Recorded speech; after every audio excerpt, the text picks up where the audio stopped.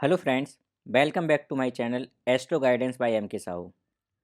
जो व्यूअर मेरे इस चैनल पर फर्स्ट टाइम आए हुए हैं उनको मैं बता दूं कि इस समय हम लोग पराशरी ज्योतिष के थ्रू कुंडली का अध्ययन कैसे करें, कैसे किसी कुंडली को डिकोड करें, इस सीरीज पर काम कर रहे हैं, जिसके तहत अभी तक हम लोगों ने पराशरी ज्योतिष क्या है, वो मानव जीवन पर कैसे प्रभाव डालती है और कुंडली में जो 12 घर होते हैं जिनको हम भाव भी कहते हैं, उनकी क्या क्या सिग्निफिकेंस है, इनको हमने डिटेल में जाना। यदि आप चाहें तो उन वीडियोस को एक बार प्लेलिस्ट में जाकर प्ले कर सकते हैं और उनको देख सकते हैं। तो जैसा कि हम जानते हैं, हम अपने 12 भाव जो कि कुंडली में होते हैं उनको पढ़ चुके हैं अच्छे से, उनके कारक तत्व या जिनको हम कहते हैं उनके सिग्निफिकेंस वो भी बहुत अच्छे से देख चुके हैं। आज हम एक नई टेक्निक सीखने जा रहे हैं जिसमें कि हम एक घर के रेफरेंस में दूसरे घर के कारक तत्व को निकालेंगे। मतलब कि यदि हमें एक घर के सिग्निफिकेंस को पता है तो हम उसके थ्रू दूसरे घर के सिग्निफिकेंस कैसे निकालें, इसको हम देखेंगे। ये टेक्निक बहुत ही ज़रूरी और कारगर टेक्निक है जो कि देश काल पात्र के अकॉर्डिंग प्रिडिक्शन देने के लिए बहुत ही ज़रूरी है। आप कई बार देखेंगे कि बहुत सी प्रिडिक्शन इसके थ्रू निकलेंगी और कुछ सिग्निफिकेंस ऐसे हैं जो कि फिर आपको याद करने की ज़रूरत नहीं होगी हर एक घर के लिए। आप वो ईज़िली, बहुत ही ईज़िली एक घर के रेफरेंस में निकाल सकते हैं। चलिए फिर इसी के साथ हम स्टार्ट करते हैं अपना आज का लेसन 19 अध्याय 19। ज्योतिष में एक कंसेप्ट होता है भागत भावन। भागत भावन का मतलब होता है कि एक घर के रेफरेंस में दूसरे घर के कारक तत्व। यहाँ जैसे कि मैंने एग्जाम्पल में लिया हुआ है, थर्ड का थर्ड। थर्ड का थर्ड से मतलब है ये हमारा तीसरा घर है, राइट। इससे तीसरा घर कौन सा होगा? तो इसको अगर हम फर्स्ट हाउस माने तो यहाँ से हम 3 हाउस आगे जाएंगे, 1, 2 और 3। ये मेरा हो गया 5वां घर। तो थर्ड से थर्ड मतलब हो गया 5वां घर या फिफ्थ हाउस। तो फिफ्थ हाउस में पता है किस चीज़ का होता है? फिफ्थ हाउस होता है हमारे आर्टिस्टिक टैलेंट का। फिफ्थ हाउस होता है हमारा खेल कूद का। इसीलिए थर्ड हाउस जो है वो भी हमारा स्पोर्ट्स और खेल कूद को रिप्रेजेंट करता है। थर्ड हाउस जो है वो हमारे क्रिएटिव एबिलिटी को भी रिप्रेजेंट करता है कि हम कितने क्रिएटिव हैं, जो कि आर्टिस्टिक टैलेंट की तरह ही होता है। और थर्ड हाउस से हम म्यूजिशियन, डांसर, प्रोड्यूसर ये सब कुछ देखते हैं, जो कि फिफ्थ हाउस से भी देखते हैं। तो एक्चुअली थर्ड हाउस क्या है? फिफ्थ हाउस का हायर वर्जन है। ठीक इसी प्रकार से सेकंड का सेकंड, सेकंड मतलब ये वाला घर, इसका सेकंड मतलब थर्ड हाउस। तो सेकंड का सेकंड क्या होगा? Third house. सेकंड हाउस हमारा किस चीज़ का है? स्पीच, वाणी का, राइट। और थर्ड हाउस हमारा क्या है? कम्युनिकेशन का। तो जो कम्युनिकेशन है वो हम सेकंड हाउस से भी देखते हैं। सेकंड हाउस से कम्युनिकेशन देखने का मतलब है आपकी स्पीच, आपकी वाणी कैसी है। यदि आपकी स्पीच ही सही नहीं होगी तो आप कम्युनिकेट कैसे करेंगे? स्पेशली मैं वर्बल कम्युनिकेशन की बात कर रहा हूँ उस समय। यदि आपके सेकंड हाउस की स्थिति बहुत अच्छी है, इसका मतलब आपकी स्पीच, आपकी वाणी अच्छी होगी। इसका मतलब आप जो कम्युनिकेशन कर रहे होंगे वो भी काफ़ी इफ़ेक्टिव होने के चांस होते हैं, राइट। तो यदि आपको किसी का थर्ड हाउस बहुत अच्छा दिखे लेकिन सेकंड हाउस अच्छा नहीं है, तो आप समझ जाइए कि इसकी बॉडी में कुछ ना कुछ प्रॉब्लम हो सकती है। तो उसका वर्बल कम्युनिकेशन इतना अच्छा नहीं होगा। यदि आप उसको ये प्रिडिक्शन देते हैं ओनली थर्ड हाउस को देख के कि आपका वर्बल कम्युनिकेशन भी बहुत इफेक्टिव होगा, तो आप हो सकता है कहीं ना कहीं चूक कर जाए। इसलिए हमें दूसरे घर के संदर्भ में भी देखना पड़ता है, क्योंकि ये सारे घर एक दूसरे से रिलेटेड है। इसी तरह से अगर हम बात करें फोर्थ का फोर्थ मीन्स ये मेरा चौथा घर है, फोर्थ हाउस है। यहाँ से फोर्थ हाउस कौन सा होगा? 1, 2, 3, 4 मीन्स सप्तम भाव। तो फोर्थ का फोर्थ होता है हमारा 7वां घर, राइट। तो इस संदर्भ में हम बोल सकते हैं कि मेरा जो फोर्थ हाउस है वो सेवेंथ हाउस का हायर वर्जन है। सेवेंथ हाउस क्या है? आपका रिलेशनशिप मीन्स आपका वैवाहिक जीवन, दाम्पत्य जीवन। और फोर्थ हाउस से हम क्या बोलते हैं, ये हमारी प्राइवेट लाइफ है, ये हमारी इमीडिएट फैमिली है जिसके साथ आप रह रहे हो। तो आप घर में अपने बीवी बच्चों के साथ ही रहते हैं ना, तो अगर आपकी प्राइवेट लाइफ ख़राब हो गई, आपका फोर्थ हाउस ख़राब है, तो हम ये नहीं बोल सकते हैं कि आपका सेवेंथ हाउस का जो सिग्निफिकेंस है, जो आपका दाम्पत्य जीवन है, जो आपकी मैरिड लाइफ है, वो बहुत ही अच्छी होगी। इसलिए हमें फोर्थ हाउस को भी यहाँ पर देखना पड़ता है। ऐसे ही अगर हम बात करें फिफ्थ का फिफ्थ, फिफ्थ का फिफ्थ क्या होगा, ये मेरा पाँचवा घर है। यहाँ से पाँचवा घर हम फिर से देखेंगे, फिफ्थ का फिफ्थ मतलब 1 2 3 4 5 ये। तो जो नाइन्थ हाउस है वो आपका फिफ्थ हाउस का फिफ्थ है। मीन्स जो फिफ्थ हाउस है वो आपका नाइन्थ हाउस का हायर वर्जन है। नाइन्थ हाउस किस चीज़ का है, आपके भाग्य का। तो फिफ्थ हाउस से भी हम आपका भाग्य देखते हैं। यदि आपका फिफ्थ हाउस अच्छा नहीं हुआ तो आपका भाग्य भी हो सकता है आपका साथ ना दे पाए। एक्चुअल तो भाग्य का घर हमारा क्या है, नाइन्थ है, लेकिन फिफ्थ हाउस से भी हम इसका कनेक्शन देखते हैं एज पर पराशर जी, राइट। ऐसे ही अगर हम बात करें टेंथ का टेंथ, टेंथ हाउस कौन सा है हमारा, ये घर, ये जो है टेंथ हाउस हम जिसे बोलते हैं दसम भाव। यहाँ से दसवां घर कौन सा होगा, 1 2 3 4 5 6 7 8 9 10। मीन्स सातवां घर जो है, सेवेंथ हाउस जो है, वो आपके दसवें हाउस से दसवां हाउस है, मतलब टेंथ का टेंथ है। तो टेंथ हाउस किस चीज़ का है, आपके प्रोफेशन का, आपके कैरियर का, आपकी पब्लिक इमेज का, आपके नेम और फेम का। तो ये सारी चीज़ें हम सेवेंथ हाउस से भी देखते हैं।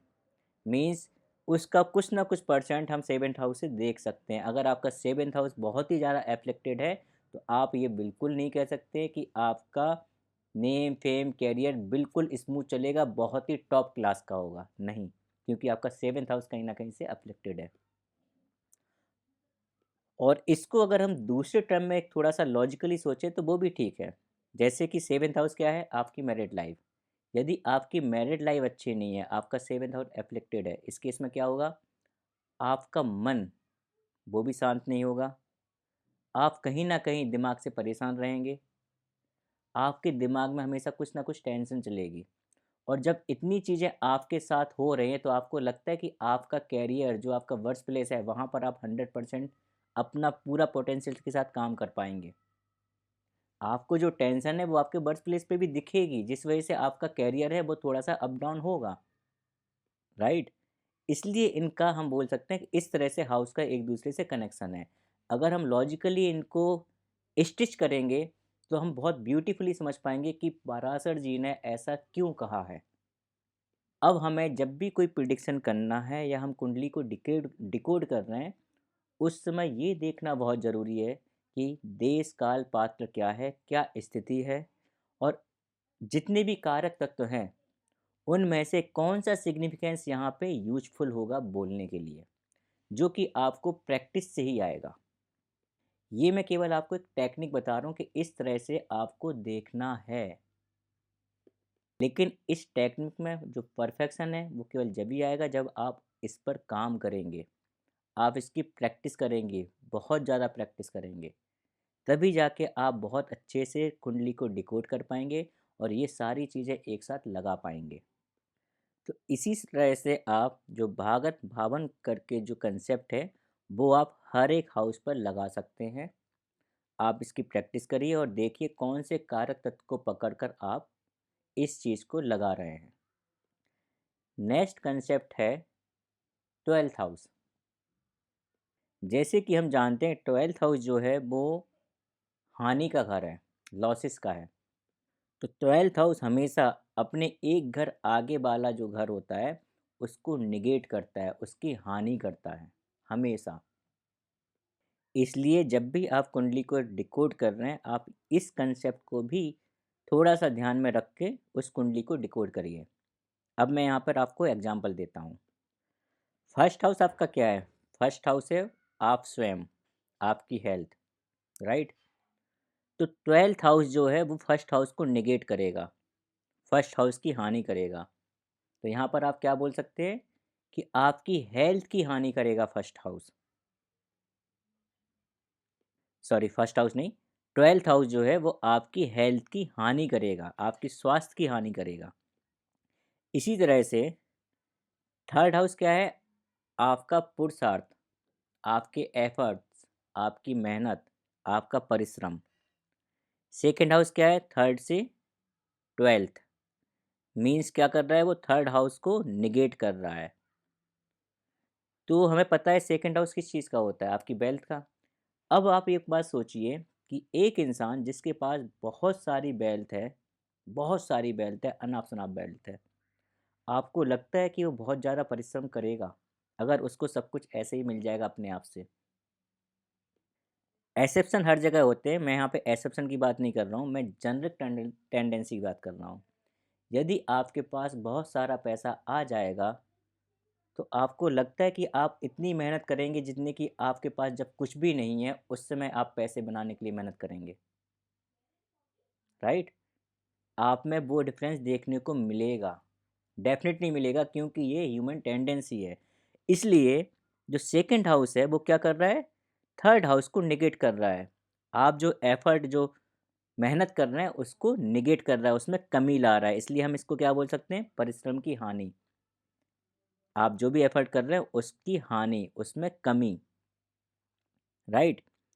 इसी तरह से थर्ड हाउस से जो है वो क्या है? वो आपका फोर्थ हाउस से ट्वेल्थ है। ये आपका फोर्थ हाउस है, इससे ट्वेल्थ अपना क्या है? Third house. इसका मतलब वो क्या कर रहा है? वो आपके फोर्थ हाउस को निगेट कर रहा है, राइट? फोर्थ हाउस क्या है? आपके कंफर्ट का, आपकी प्राइवेट लाइफ का। तो थर्ड हाउस क्या कर रहा है? आपके कंफर्ट को निगेट कर रहा है। यदि आप अपने कंफर्ट में आ जाएंगे, आपको सारी सुख सुविधाएं ऑटोमेटिकली मिल जाएंगी, तो क्या आप इतनी मेहनत करेंगे? नहीं ना। जब आप मेहनत करेंगे तब आपको उसका फल मिलेगा। मेहनत करने का मतलब क्या है? आप अपने कंफर्ट जोन से बाहर आ रहे हैं, इसलिए कंफर्ट जोन को वो हानि कर रहा है, कंफर्ट जोन से आपको बाहर निकाल रहा है। आपको जो भी सुख सुविधाएं मिली है वो कह रहा है कि इनसे बाहर आओ आप। इसलिए इसको हम कहते हैं फोर्थ हाउस को निगेट करना। और ये मैंने अभी केवल आपको एक सिग्निफिकेंस के करस्पॉन्डिंग बताया। आप इसमें और भी चीज़ें, जो भी आपके पास जातक है, जिस जो प्रॉब्लम लेके आया है, उससे आप कुछ क्वेश्चन करिए, उस क्वेश्चन के बेसिस पे, उन प्रश्नों के बेसिस पे जो वो आंसर करेगा, इसके बेसिस पे आप समझ सकते हैं कि कौन सा सिग्निफिकेंस हमें इस कंसेप्ट के थ्रू लगाना है। क्योंकि यहाँ पर फोर्थ हाउस को नेगेट करने का मतलब है वो उसकी प्रॉपर्टी को भी नेगेट करेगा, उसकी माता की हेल्थ को भी नेगेट करेगा, उसके कंफर्ट को भी नेगेट करेगा, राइट? तो फिर आपको देखना है कि कौन सा सिग्निफिकेंस मैं यहाँ पे यूटिलाइज करूँ। इवन प्राइवेट लाइफ की भी हानि उसको भी नेगेट करेगा। इसको भी मैं एक छोटे से एग्जाम्पल के थ्रू बताना चाहूँगा। थर्ड हाउस क्या है? आपका कम्युनिकेशन, आपकी नेटवर्किंग। यदि आप लोगों से बहुत ज़्यादा सोशल होंगे, बहुत ज़्यादा अपनी नेटवर्किंग को बढ़ाएंगे, बहुत ज़्यादा कम्युनिकेट करेंगे, आपको लगता है कि आपको प्राइवेट लाइफ के लिए, आपकी प्राइवेट जो पल हैं उसके लिए बहुत ज़्यादा टाइम मिलेगा? नहीं मिलेगा, राइट? इसलिए क्या हो रहा है? आपकी जो प्राइवेट लाइफ है उसको निगेट किया जा रहा है, यहाँ पे उसकी हानि की जा रही है। तो इसको नेगेटिव में नहीं लेना, कई जगह ऐसा होगा, कार्य तत्व को हमें पॉजिटिवली भी देखना है, क्योंकि जब तक प्राइवेट लाइफ से थोड़ा आप बाहर नहीं निकलोगे आप अपना कम्युनिकेशन नहीं बढ़ा पाओगे, आपकी नेटवर्किंग नहीं बढ़ेगी। और यदि आप बिजनेस में हैं तो आपको कम्युनिकेशन और नेटवर्किंग बढ़ाना बहुत ज़रूरी है, राइट? तो आपको ओवरऑल कुंडली को देखना है, फिर उससे सारे सिग्निफिकेंस को देखकर एक निचोड़ निकालना है। तो हम ये नहीं बोलेंगे कि ये बहुत अच्छा है या ख़राब है, ये पूरा का पूरा डिपेंड करता है कि किसकी कुंडली है, उसमें ग्रह, राशि, नक्षत्र की स्थिति क्या है, उसके बेसिस पे सारा कुछ डिपेंड करता है। इसी तरह से अगर हम बात करें अष्टम भाव की, तो जो आठवां घर है वो क्या है? नवम भाव का ट्वेल्थ है, मीन्स वो नौवें घर को निगेट करता है। तो नौवां घर क्या है? आपके न्याय का, आपकी नैतिक चीज़ों का। तो आठवां घर क्या करता है? उसको निगेट करता है। तो बहुत ज़्यादा चांसेस है कि अगर आपका आठवां घर बहुत ज़्यादा स्ट्रांग होगा तो वो आपसे अनैतिक चीज़ें कराएगा, क्योंकि वो निगेट कर रहा है आपके नाइन्थ हाउस को, आपकी नैतिकता को निगेट कर रहा है, उसकी हानि कर रहा है, राइट? अब हम बात करते हैं अपने तीसरे कंसेप्ट की। अभी तो हम कौन कौन से कंसेप्ट देख चुके हैं, एक तो भागत भावम, दूसरा हम देख चुके हैं 12th हाउस, मीन्स किसी भी घर को नेगेट करना। तीसरा है एक हाउस से दूसरे हाउस के संदर्भ में सिग्निफिकेंस को निकालना। अब इसको हम कुछ एग्जाम्पल के थ्रू भी करेंगे, ठीक है, जिससे कि आपको थोड़ा ज़्यादा क्लैरिटी मिले। बात करते हैं हम अपने फर्स्ट हाउस की। फर्स्ट हाउस क्या है? आप स्वयं। सेकंड हाउस क्या है? हम बोलते हैं फर्स्ट हाउस का सेकंड, मीन्स वेल्थ। किसकी वेल्थ? आपकी वेल्थ, राइट, मीन्स आपका धन। तो जो सेकंड हाउस है वो आपका स्वयं का धन है। इसी प्रकार से अब यदि हम बात करें एट्थ हाउस की और सेवेंथ हाउस की। सेवेंथ हाउस क्या है? सेवेंथ हाउस है आपके पार्टनर, राइट। सेवेंथ हाउस है अदर पीपल्स, जो दूसरे लोग होते हैं, अन्य लोग होते हैं, उनको हम बोलते हैं सेवेंथ हाउस। तो सेवेंथ हाउस से दूसरा मीन्स क्या हो गया? आपके पार्टनर का पैसा, आपके पार्टनर की वेल्थ, अन्य लोगों का पैसा, अन्य लोगों की वेल्थ, राइट। तो एट्थ हाउस जो है वो अन्य लोगों का वेल्थ है, अन्य लोगों का पैसा है, उनका धन है। आपके पार्टनर का पैसा, उसकी वेल्थ, उसका धन है। पार्टनर का पैसा कैसे? स्पेशली आपके इन लॉज का पैसा। इसी प्रकार से अब हम बात करते हैं नाइन्थ हाउस की। नाइन्थ हाउस क्या है? वो सातवें घर से तीसरा है, राइट। सातवें घर से एक, दो, तीन, राइट। सातवां घर किसका है? आपके पार्टनर का। उसका तीसरा हाउस मीन्स आपके पार्टनर के सिबलिंग। जो सिबलिंग है वो भी कौन सा? फर्स्ट सिबलिंग, मीन्स आपके साला और साली। जो फर्स्ट यंगर सिबलिंग है वो आपके साला और साली को रिप्रेजेंट करता है नाइन्थ हाउस। क्यों? क्योंकि फर्स्ट हाउस से जो तीसरा हाउस है, लग्न से या प्रथम भाव से जो तीसरा भाव है, वो क्या रिप्रेजेंट करता है? आपके फर्स्ट सिबलिंग्स को। इसलिए सेवेंथ हाउस से तीसरा घर क्या करेगा? आपके पार्टनर के सिबलिंग्स को रिप्रेजेंट करेगा।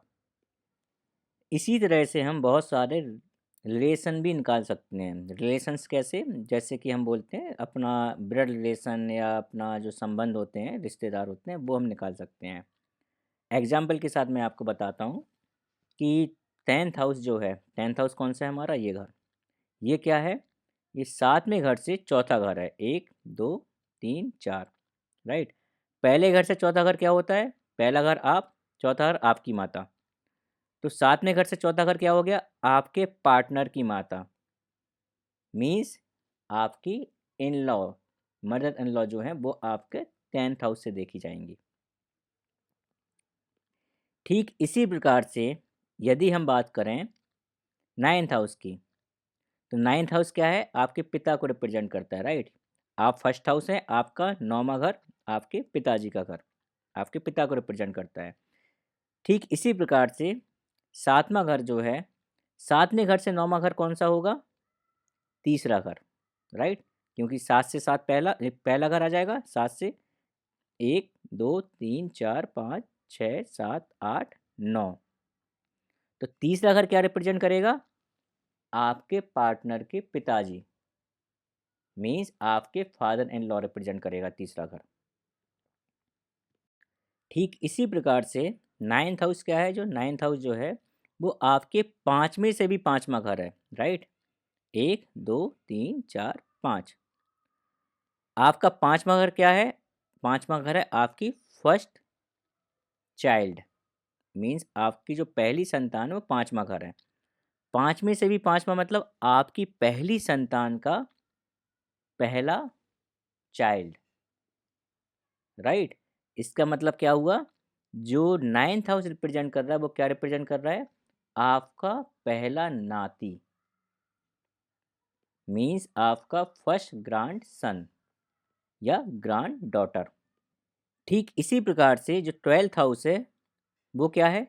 ट्वेल्थ हाउस है आपके चौथे घर से नौवां घर, मीन्स चार से सातवां घर होगा, दसवां, आठ, नौ। तो जो बारहवां घर है वो आपके चौथे घर से नौवां घर है। इसका मतलब चौथा घर क्या है? चौथा घर आपकी माता का घर है। 9वां घर क्या है? आपके पिताजी का घर है।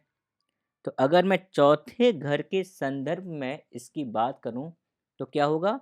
आपकी माता जो है, आपकी माता के पिताजी, वो हम किससे देखेंगे? 12th हाउस से। तो आपसे क्या रिलेशन हो गया? मीन्स आपके नाना जी। तो जो 12वां घर है वो आपके नाना जी को भी रिप्रेजेंट करता है। ठीक, ऐसे ही अगर हम बात करें, जो 6th हाउस होता है, 6th हाउस क्या है? आपका चौथे घर से तीसरा घर, 1 2 3।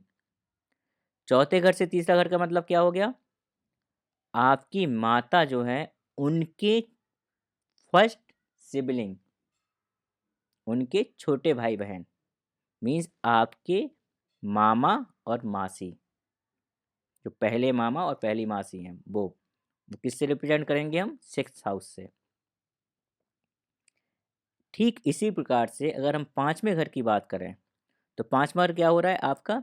तीसरे घर से तीसरा, 1 2 3। तीसरा घर क्या है? तीसरा घर है आपके फर्स्ट सिबलिंग, मीन्स आपके जो छोटे भाई बहन है वो हैं।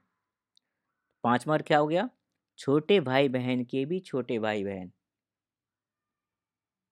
मतलब 3rd हाउस हो गया आपका फर्स्ट सिबलिंग, 5वां घर हो गया आपका सेकेंड सिबलिंग, राइट।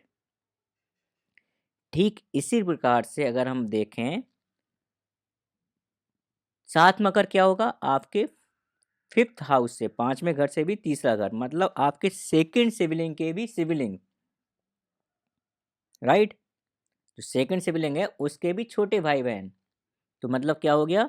7वां घर आपका रिप्रेजेंट करता है आपके 3rd सिबलिंग को। ठीक इसी प्रकार से अगर हम बात करें, यहाँ से तीसरा घर अगेन, 1 2 3, 9वां घर। 9वां घर क्या रिप्रेजेंट करेगा? आपके 4th सिबलिंग को। ये first sibling, second sibling, 3rd sibling, आपके जो 4th सिबलिंग है वो आपका 9वां घर रिप्रेजेंट करेगा। 4th सिबलिंग में भी कौन से? छोटे वाले। ठीक इसी प्रकार से 11वां घर क्या रिप्रेजेंट करेगा? यहाँ से 1 2 3, 11वां घर करता है आपका फिफ्थ फिफ्थ जो सिबलिंग है उसको रिप्रेजेंट करता है, यंगेस्ट जो हम बोलते हैं। और साथ ही साथ हम जानते हैं 11वां घर आपके बड़े भाई बहन का भी होता है। तो 11वां घर एक ऐसा घर है जो कि आपके बड़े भाई बहन को भी रिप्रेजेंट करता है और साथ ही साथ आपके 5th सिबलिंग को भी रिप्रेजेंट करता है। ठीक इसी प्रकार से अगर हम बात करें, 5th हाउस क्या होता है? 5th हाउस होता है आपके फर्स्ट चाइल्ड, राइट। अब 5वें घर से हम तीसरा घर लेके चलें, 1 2 3, मतलब 7वां घर। 7वां घर क्या होगा? अभी हमने जैसे देखा 7वां घर आपका 3rd सिबलिंग आया। इसी प्रकार से 7वां घर और क्या हो रहा है? 7वां घर हो रहा है आपके जो फर्स्ट चाइल्ड है उसका छोटा भाई बहन, फर्स्ट सिबलिंग उसका, आपके फर्स्ट चाइल्ड का, मीन्स आपका सेकंड चाइल्ड। तो जो 7वां घर है उससे आप अपने सेकंड चाइल्ड का स्थिति जो है वो आप देखते हो कि आपकी दूसरी संतान है, दूसरा जो गर्भ है वो कैसा रहेगा। वो आपका कौन रिप्रेजेंट करता है? Second, sorry 7th house. इसी प्रकार से इसी प्रकार से अगर हम 7th हाउस से भी तीसरा देखेंगे तो क्या होगा? 1 2 3, 9वां घर। 9वां घर क्या रिप्रेजेंट करेगा? आपके सेकंड चाइल्ड का भी सिबलिंग, मीन्स आपका 3rd चाइल्ड। जो आपका तीसरा जो बच्चा होगा, जो संतान होगी, वो आप 9th हाउस से देखते हो। ऐसे ही अगर हम इसका 9th हाउस का तीसरा घर देखेंगे तो क्या होगा? 1 2 3, मीन्स 11वां घर। तो 11वां घर और क्या रिप्रेजेंट करता है? आपने भी देखा, छोटे भाई बहन को करता है, बड़े भाई बहन को करता है। छोटे भाई बहन में कौन सा? 5th नंबर के जो भाई बहन होंगे। ऐसे ही अगर ये रिप्रेजेंट करेगा आपके बच्चों के टर्म में 9th हाउस से 11th हाउस, तो क्या रिप्रेजेंट करेगा? ये आपका first child, second child, 3rd child, ये क्या हो जाएगा? 4th child. अगर आपको अपनी चौथी संतान का वो देखना है, स्थिति क्या है, वो आप अपने 11वें हाउस से देखोगे। आपको ये कंसेप्ट समझ में आ रहा है फिर, राइट। तो इससे केवल रिलेशन ही नहीं निकालते हैं, इससे हम और भी कई चीज़ निकाल सकते हैं इसी तरह से। अब यदि हम बात करें आपके तीसरे घर से पाँचवें घर की, तीसरे घर से पाँचवां घर कौन सा होगा? 1 2 3 4 5। सातवां घर होगा, तीसरा घर कौन सा है? आपके छोटे भाई बहन, फर्स्ट छोटे भाई बहन। छोटे भाई बहन का पाँचवां घर मतलब छोटे भाई बहन की पहली संतान, राइट? वो आप कहाँ से देख सकते हो? सेवेंथ हाउस से। आप देख रहे हैं, ये जो कंसेप्ट है ये आपकी सोच को एक नए आयाम तक लेके जाएगा। आप में एक नई सोच डेवलप करेगा कि आप कैसे और बहुत सारे कार्य तत्व, बहुत सारे रिलेशंस, उनके बारे में किसी एक बंदे की कुंडली से देख सकते हो। एक जातक की कुंडली से आप इतना कुछ देख सकते हैं, राइट? ऐसे ही अगर हम बात करें, तीसरा घर क्या था? आपके छोटे भाई बहन। पांचवा घर क्या था? आपकी बुद्धि। तीसरे से पांचवा मतलब सातवां घर, आपके छोटे भाई बहन की बुद्धि, उनका इंटेलिजेंस। ये आप किससे देख सकते हैं? अपने सेवेंथ हाउस से। ठीक इसी प्रकार से पांचवा घर क्या है? आपकी संतान, राइट? तीसरा घर क्या है? आपका सामर्थ्य। पांचवें घर से तीसरा मीन्स आपकी संतान का सामर्थ्य, उनका परिश्रम, उनका साहस, उनका इंटरेस्ट, उनकी हॉबी, ये सब कुछ हम सातवें घर से भी देख सकते हैं। इसको एक कंसेप्चुअली अगर हम समझें, आपकी संतान, संतान का जो साहस, निडरता, सातवां घर किसका है? आपकी वाइफ का या आपके हस्बैंड का, मतलब आपके पार्टनर का। कोई भी बच्चा किसके पास सबसे ज़्यादा साहस और निडरता फील करता है? किसके पास वो सबसे ज़्यादा सेफ फील करता है? अपने पेरेंट्स के पास, राइट? इसलिए सातवां क्या हो गया? आपके बच्चों का साहस, उनका सामर्थ्य। आप इस तरह से इसको लॉजिकली कनेक्ट भी कर सकते हैं। अच्छा, जो नेगेट करने वाला भाव था, जो मैंने बोला 12th हाउस, उसमें एक और ब्यूटीफुल कंसेप्ट मैं आपको बताऊं।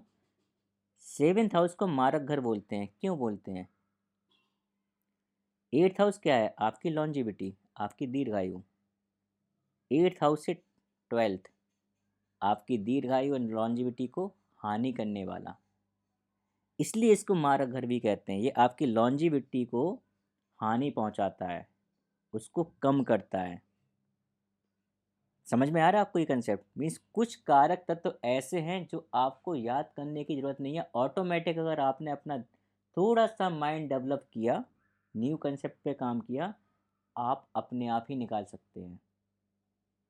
एक घर के कारक तत्व से दूसरे घर के कारक तत्व, देख रहे हैं आप कितने सारे कारक तत्व हमने यहीं पे निकाल दिए, कितने सिग्निफिकेंस एक घर से निकल रहे थे। हम लोगों ने इसके पहले ऑलमोस्ट हर एक घर के लिए एक सेशन लिया, उसमें जो मेन सिग्निफिकेंस है वो हमने देखे। अब देखो उन्हीं सिग्निफिकेंस से हम यहाँ पर कितने सारे और नए सिग्निफिकेंस बना रहे हैं। और ऐसा नहीं है मैं बना रहा हूँ, ये ऋषि पाराशर जी ने खुद बोला है कि आप ये कंसेप्ट लगा के ये कर सकते हैं। ये कोई मेरा कहा गया सूत्र नहीं है। अच्छा, अभी आपने देखा था कि 12th हाउस क्या था? हमारे नाना थे। कैसे नाना निकल के आ रहे थे हमारे? हमारे नाना निकल के आ रहे थे क्योंकि ये 9th हाउस से, सॉरी, क्योंकि ये 4th हाउस का 9th था। 4th मतलब आपकी माता, उसका 9th मतलब आपकी माता के पिता, आपके नाना, राइट? ठीक इसी प्रकार से 9th हाउस क्या है? आपके पिताजी, आपके फादर, और उससे 4th 1 2 3 4 जो कि 12वां घर है, मीन्स आपके फादर की मदर, मीन्स आपकी दादी। तो 12th हाउस से हम क्या निकाल रहे हैं? नाना भी निकलते हैं, और हम अपनी दादी की स्थिति भी हम 12th हाउस से देखते हैं। ठीक इसी प्रकार से जो पाँचवा घर था वो हमने क्या क्या देखा? हमने देखा कि पाँचवा घर आपकी फर्स्ट संतान है, पाँचवा घर आपका सेकंड सिबलिंग भी है, राइट? अब हम इसमें एक और नया आयाम इसमें जोड़ते हैं। ये पाँचवा घर क्या है? नौवें घर से नौमा, 9th से 9th, 1 2 3 4 5 6 7 8 9। नौवां घर क्या है? आपके फादर, मीन्स पाँचवा घर के आगे वो हो गया आपके फादर के भी फादर, मीन्स आपके दादाजी। तो फिफ्थ हाउस से आप क्या देखते हैं? आप अपने दादाजी को भी देख सकते हैं। ठीक इसी प्रकार से अभी हमने तीन नए कंसेप्ट सीखे, राइट? एक तो भागत भावम, राइट? दूसरा किसी भी घर के रिस्पेक्ट में 12th हाउस, उसको निगेट करने वाला कंसेप्ट, जिससे हमने कई कारक तत्व निकाले। तीसरा, एक भाव से दूसरे भाव के संदर्भ में हमने कई सिग्निफिकेंस निकाले, रिलेशंस, और भी हमने कई चीज़ की भी बात की, राइट। ठीक इसी प्रकार से एक और कंसेप्ट है अपोजिट हाउस का। जैसा कि ये नेम इंडिकेट कर रहा है अपोजिट हाउस, तो किसी भी घर के सामने वाला घर जो कि उसका जस्ट अपोजिट होता है, वो बहुत सी चीज़ें उसके अपोजिट रिप्रेजेंट भी करता है। फॉर एग्जाम्पल, फर्स्ट हाउस क्या है? आप स्वयं। उसके अपोजिट क्या है? Seventh house. अपोजिट हमेशा उसका सातवां घर होगा, इतना और याद रखना, राइट। जो भी सातवां घर होगा वो उसका अपोजिट होगा, क्योंकि आप केंद्र में तो आराम से निकाल सकते हैं पहले से, सातवां चौथे का दसवां, या दसवें का चौथा, सातवें का पहला। लेकिन ऐसा ना हो कि आप जब दूसरा तीसरे भाव की बात करें वहाँ पे मिस कर जाएं कि इसका अपोजिट घर कौन सा है। तो हमेशा इससे सात, जो सात हाउस हैं, सात नंबर आप आगे गिनिए, वो आपका अपोजिट होगा। तो सेकेंड हाउस का अपोजिट क्या होगा? Eighth house. थर्ड का नाइन्थ हाउस। फिफ्थ का 11th। सिक्स हाउस का 12th। इस तरह से अपोजिट घर निकालेंगे, राइट। तो फर्स्ट हाउस जो होता है, जो लग्न होता है, वो आप स्वयं होते हो। सेवेंथ हाउस हमने क्या बोला? अन्य लोग होते हैं। अपोजिट हो गया ना।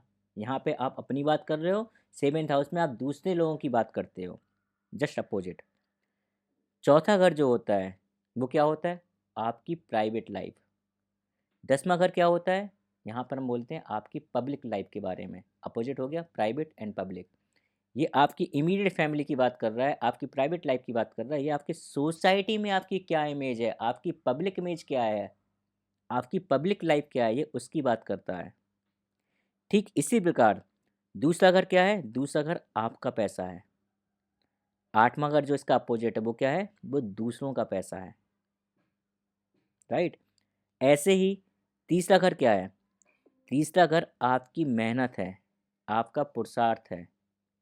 और नौवां घर क्या है? आपका भाग्य है। अब आपका भाग्य और आपका पुरुषार्थ है, आपकी मेहनत है, कैसे अपोजिट हुए? जैसे कि मैंने पहले बताया था, यदि आपका भाग्य बहुत ही अच्छा हुआ, मीन्स आपको सारी चीज़ें बिना मेहनत के ही मिल रही हैं, तो फिर मेहनत कहाँ आप करोगे? अपोजिट हो गया ना। एक हो रहा है कि आप मेहनत, बहुत ज़्यादा मेहनत कर रहे हैं, आप फिर उस चीज़ को पा रहे हैं। दूसरा हो रहा है आप मेहनत नहीं कर रहे हैं, आपको चीज़ अपने आप मिल रही है। क्यों? आपका भाग्य आपके साथ है, आपकी किस्मत आपके साथ है, राइट। तो इसी तरह से आप और भी कार्य तत्व ऐसे ही अपोजिट घर के हिसाब से निकाल सकते हैं। तो अब मैं चाहूँगा कि आप इन चारों कंसेप्ट पर काम करिए। बहुत सी कुंडलियाँ आप कम से कम अपने, अपने घर वालों की, अपने फ्रेंड्स की, नियर डियर वन, जितनी भी आपके पास कुंडली हैं, उन पर इस तरह से आप कार्य तत्व निकालने की कोशिश करिए, अलग अलग घर के, कि क्या क्या कार्य तत्व आप निकाल सकते हैं, कितने सिग्निफिकेंस आपके पास निकल सकते हैं। उसका आप एक डेटाबेस बनाइए। ये आपके लिए बहुत ही अच्छा काम साबित होगा।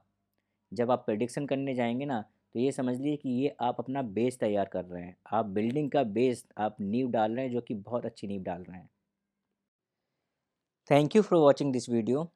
यदि आपको किसी भी टॉपिक को लेकर कोई भी समस्या हो, कोई भी डाउट हो, आप मुझे मेरी दी गई जीमेल आईडी पर मेल कर सकते हैं। मैं आपके सारे डाउट्स को, सारी प्रॉब्लम्स को क्लियर करने की अपनी पूरी कोशिश करूँगा। मेरी जीमेल आईडी है astroguidance@mksahu@gmail.com। इसके साथ साथ, जैसे कि मैंने आपसे पहले भी रिक्वेस्ट किया हुआ है, इन वीडियोस को देखकर आप कोई फाइनल डिसीजन मत लीजिए, स्पेशली यदि आप अभी ज्योतिष को लर्न कर रहे हैं। मैं चाहूँगा कि आप एक अच्छे ज्योतिष को दिखाकर ही उससे कंसल्टेंसी लीजिए, उसके अकॉर्डिंग ही कोई फाइनल डिसीजन लीजिए, क्योंकि ये अभी आपको बेसिक बताया जा रहा है। इसके साथ साथ कुंडली में बहुत सी माइन्यूट चीज़ें होती हैं, हमें बहुत सी चीज़ों को देखना पड़ता है, जैसे D1, D9, D10, लग्न कुंडली, चंद्र कुंडली, गोचर, ट्रांजिट, बहुत सी चीज़ें होती हैं, राइट, जो कि अभी तक आपकी कवर नहीं हुई हैं। इसलिए इन वीडियोस के बेसिस पे अभी आप कोई भी डिसीजन लेने के लिए सक्षम नहीं हैं। मैं आपसे यही अनुरोध करूंगा कि आपको कोई भी प्रॉब्लम हो, आप प्रॉपर कंसल्टेंसी किसी अच्छे ज्योतिष के थ्रू लीजिए। यदि आप चाहें तो आप मुझे भी कांटेक्ट कर सकते हैं किसी भी कंसल्टेंसी के लिए, किसी भी प्रॉब्लम के लिए, या किसी भी डाउट के लिए। यदि आपके मन में कोई क्वेश्चन है, आपको करियर के लेकर, आपके मैरिज को लेकर, या जीवन के किसी भी पार्ट को लेकर अगर कोई आपको प्रॉब्लम है तो आप मुझे कांटेक्ट कर सकते हैं। मेरे कॉन्टैक्ट जो नंबर है वो मैंने दे रखा है, व्हाट्सएप के थ्रू भी आप कांटेक्ट कर सकते हैं और मुझे ईमेल कर भी आप मुझे कांटेक्ट कर सकते हैं। इसके साथ ही साथ यदि ये वीडियोज़ आपके नॉलेज को थोड़ा बहुत भी बढ़ा रहा है, आपको डीप नॉलेज दे रहा है या ऊपर से कुछ भी आपको लग रहा है कि हाँ, आपको अब ज्योतिष थोड़ी-सी समझ में आ रही है, आपको इससे फ़ायदा हो रहा है इन वीडियो से, तो मैं चाहूँगा कि आप प्लीज़ मेरे इस चैनल को सब्सक्राइब कीजिए। साथ ही साथ अपने नियर और डियर वन को ये चैनल या ये वीडियो आप शेयर करिए, लाइक भी करिए, जिससे कि मुझे मोटिवेशन मिलता रहे और मैं इस तरह के और भी वीडियो आपके लिए ला पाऊँ।